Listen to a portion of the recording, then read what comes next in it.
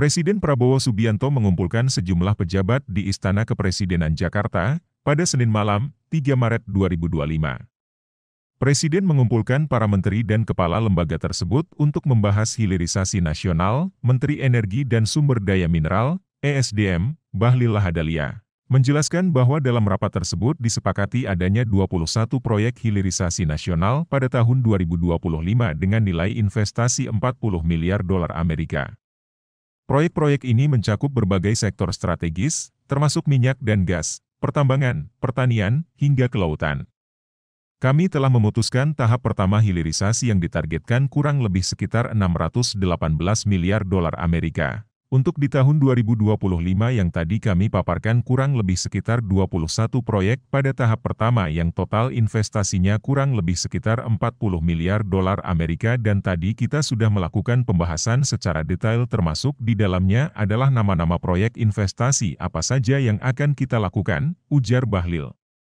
Salah satu proyek utama hilirisasi tersebut adalah pembangunan storage proyek minyak di Pulau Nipah guna meningkatkan ketahanan energi nasional. Penyimpanan minyak ini ditargetkan dapat memenuhi kebutuhan nasional selama 30 hari sesuai dengan amanat peraturan Presiden. Selain itu, pemerintah juga akan membangun refinery berkapasitas 500.000 barel per hari yang akan menjadi salah satu fasilitas pengolahan minyak terbesar di Indonesia. Proyek ini bertujuan untuk memastikan pasokan energi dalam negeri lebih stabil dan mengurangi ketergantungan impor di sektor gasifikasi batu bara. Pemerintah menargetkan pengembangan produksi dimethyl ether, DME, sebagai substitusi LPG. Menurut Bahlil, proyek DME kali ini akan dijalankan dengan pendekatan berbeda, yakni mengandalkan sumber daya dalam negeri tanpa ketergantungan pada investor asing. Sekarang kita tidak butuh investor negara semua lewat kebijakan Bapak Presiden dengan memanfaatkan resource dalam negeri.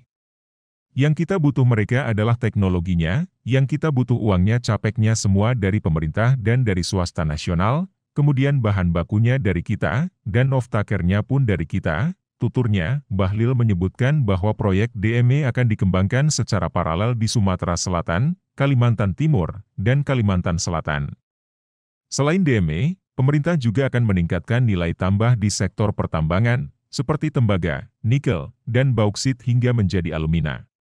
Sektor perikanan, pertanian, dan kehutanan pun turut menjadi bagian dari prioritas hilirisasi. Menurut Bahlil, Presiden Prabowo telah menetapkan 26 sektor komoditas sebagai prioritas hilirisasi nasional, mencakup mineral, minyak dan gas, perikanan, pertanian, perkebunan, serta kehutanan. Selain memperkuat ketahanan energi dan industri nasional, hilirisasi ini juga diproyeksikan menciptakan banyak lapangan kerja bagi masyarakat Indonesia. Pasti ini akan menciptakan banyak lapangan pekerjaan. Cukup banyak angka-angkanya nanti kita akan umumkan pada kesempatan yang lain, tetapi yang jelas kita blending antara padat karya dan padat teknologi. Yang jelas, tujuan investasi itu kan dalam rangka menciptakan lapangan pekerjaan yang berkualitas, menciptakan nilai tambah dan meningkatkan pendapatan negara serta pertumbuhan ekonomi nasional kita, kata Bahlil. Terima kasih sudah nonton, jangan lupa like, subscribe, dan share ya!